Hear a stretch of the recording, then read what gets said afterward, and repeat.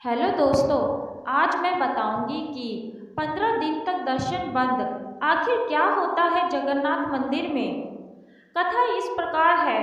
रथ यात्रा से पहले एक ऐसी परंपरा निभाई जाती है जिसे सुनकर हर कोई भावुक हो जाता है। कहा जाता है कि हर साल भगवान जगन्नाथ स्वयं बीमार पड़ते हैं, लेकिन क्या सच में भगवान बीमार होते हैं? इसके पीछे एक बहुत सुंदर और भक्ति भाव से भरी कथा है। जगन्नाथ जी के बीमार पड़ने की कथा इस प्रकार है। पूरी धाम में एक विशेष पर्व मनाया जाता है जिसे स्नान पूर्णिमा कहा जाता है। इस दिन भगवान जगन्नाथ उनके बड़े भाई बलभद्र और बहन सुभद्रा को मंदिर से बाहर लाकर 108 घड़ों के पवित्र जल से स्नान कराया जाता है। मान्यता है कि इतने ठंडे और पवित्र जल से स्नान करने के बाद भगवान को ज्वर यानी बुखार आ जाता है। स्नान के बाद उन्हें विश्राम के लिए एक विशेष कक्ष में ले जाया जाता है जिसे अनशन गृह कहा जाता है। इस दिन 15 दिनों तक मंदिर के पट बंद रहते हैं और भक्त भगवान के दर्शन नहीं कर पाते।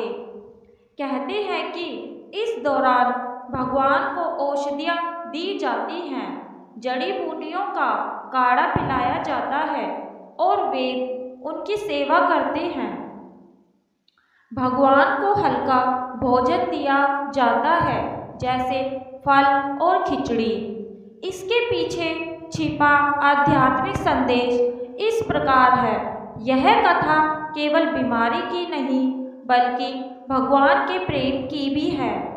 भगवान जगन्नाथ अपने भक्तों को यह संदेश देते हैं कि जब मैं स्वयं मनुष्य की तरह दुख और बीमारी का अनुभव कर सकता हूँ, तो तुम भी जीवन की कठिनाइयों से घबराओ मत। धन्यवाद। अगर आपको हमारी वीडियो अच्छी लगी हो तो शेयर करें, सब्सक्राइब करें और फॉलो करें। भगवान का यह रूप भक्तों को उनके और भी करीब ले जाता है।